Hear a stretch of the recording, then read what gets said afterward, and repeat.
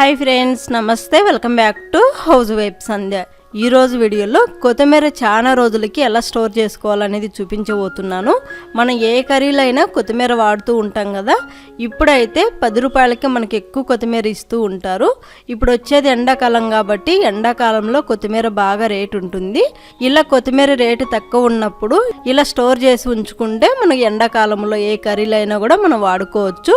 మనము ఈ కొత్తిమీరని కొన్ని టిప్స్తో స్టోర్ చేసుకుంటే కలర్ అలానే ఉంటుంది, స్మెల్ కూడా సేమ్ స్మెల్ ఉంటుందండి. దానికోసం ఇక్కడ నేను ఒక కట్ట కొత్తిమీర తీసుకున్నాను. చూడండి ఎంత పెద్ద కట్ట ఇచ్చారో. ఈ కట్ట వచ్చేసి 10 రూపాయలే అనమాట. ఇలా రేటు తక్కువ ఉన్నప్పుడు ఎక్కువ కొత్తిమీర తెచ్చుకొని మనం స్టోర్ చేసుకుంటే, కొత్తిమీర రేటు ఎక్కువ ఉన్నప్పుడు మనం కొనకుండా మనం స్టోర్ చేసుకున్న కొత్తిమీరని మనం వాడుకోవచ్చు. ఈ కొత్తిమీరకి కాడలు కట్ చేసుకొని ఇందులో చెడిపినాకులు ఏమన్నా ఉంటే నీట్గా తీసేసుకోవాలి. ఈ విధంగా కొత్తిమీర నీట్గా క్లీన్ చేసుకున్న తర్వాత ఇప్పుడు కొత్తిమీరను పక్కన ఉంచుకొని వాటర్ తీసుకోవాలి. ఇక్కడ నేను కూల్ వాటరే తీసుకున్నానండి. మనం కొత్తిమీర స్టోర్ చేసుకునేటప్పుడు మనం క్లీన్ చేసుకోవాలంటే ఖచ్చితంగా కూల్ వాటర్లోనే క్లీన్ చేసుకోవాలి. కొత్తిమీర కూల్ వాటర్తో క్లీన్ చేసుకోవడం వలన కొత్తిమీర సేమ్ కలర్ ఉంటుందండి. కొత్తిమీరని అంతా కూడా ఈ విధంగా ఐస్ నీళ్ళల్లో క్లీన్ చేసుకోవాలి. ఇక్కడ నాకు కొత్తిమీర నీట్గా ఉంటే నేను ఒకేసారి క్లీన్ చేసుకుంటున్నానండి. మీకు కొత్తిమీరలో కొంచెం ఎక్కువ మట్టి అలా అనిపిస్తే గనక ఒక 2-3 సార్లు అయినా నీట్గా క్లీన్ చేసుకోండి. ఈ విధంగా కొత్తిమీరని అంతా కూడా క్లీన్ చేసుకున్న తర్వాత ఇప్పుడు ఈ కొత్తిమీరని కాటన్ క్లాత్ మీద వేసుకోవాలి.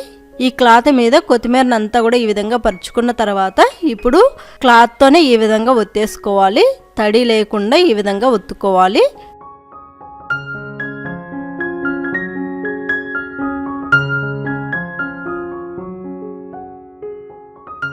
ఈ విధంగా కొత్తిమీరలో తడి లేకుండా చేసుకున్న తర్వాత ఇప్పుడు ఈ కొత్తిమీరని కొంచెం తీసుకొని సన్నగా కట్ చేసుకోవాలి. సన్నగా కట్ చేసుకుంటే మనకు తొందరగా ఆరిపోతుందండి.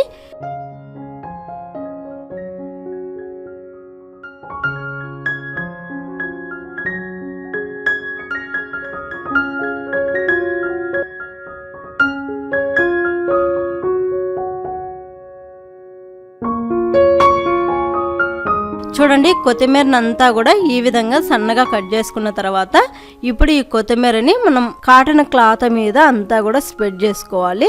ఈ కొత్తిమీరని పొరపాటును కూడా ఎండలో ఆరబెట్టుకోవద్దండి, నీడను మాత్రమే ఆరబెట్టుకోవాలి. మీరు ఫ్యాన్ కింద ఆరబెట్టుకున్నా పర్వాలేదు, నీడను మాత్రమే ఆరబెట్టుకుంటేనే ఈ కొత్తిమీర సేమ్ కలర్ ఉంటుంది. మనం ఎండలో ఆరబెట్టేసామనుకోండి కొత్తిమీర తొందరగా ఎండిపోతుంది కానీ కలర్ మాత్రం నల్లగా అయిపోతుంది. సో అందువలన కొత్తిమీరని ఎప్పుడైనా ఆరబెట్టుకునేటప్పుడు నీడను మాత్రమే ఆరబెట్టుకోవాలి, ఎండలో అస్సలు ఆరబెట్టద్దండి. 2-3 రోజులు నీడనే ఆరబెట్టుకుంటే బాగా ఆరిపోతుంది. చూడండి, ఇక్కడ నాకైతే 2 రోజులకి బాగా ఆరిపోయిందండి. నేను ఫ్యాన్ కిందనే ఆరబెట్టేశాను. ఈ విధంగా కొత్తిమీర బాగా ఆరబెట్టుకోవాలి. ఇందులో ఎక్కడా కూడా తడి అనేది ఉండకూడదండి. మనకు తడి ఉంటే కొత్తిమీర పాడైపోతుంది. ఈ విధంగా కొత్తిమీర బాగా డ్రైగా ఆరిపోయిన తర్వాత ఇప్పుడు ఒక డబ్బాలో స్టోర్ చేసుకోవాలి. ఇక్కడ నేనైతే ఈ డబ్బాలో స్టోర్ చేసుకుంటున్నానండి. మీరు జిప్లాక్ కవర్లో కూడా స్టోర్ చేసుకోవచ్చు. మనం కసూరి మేతి బయట కొంటూ ఉంటాం కదా, సేమ్ దానిలాగానే ఉంటుందండి ఇది కూడా. ఇలా కొత్తిమీర తక్కువ రేటు ఉన్నప్పుడు తెచ్చుకొని ఇలా స్టోర్ చేసుకుంటే మనకు కొత్తిమీర ఎక్కువ రేటు ఉన్నప్పుడు ఈ కొత్తిమీర వాడుకోవచ్చు.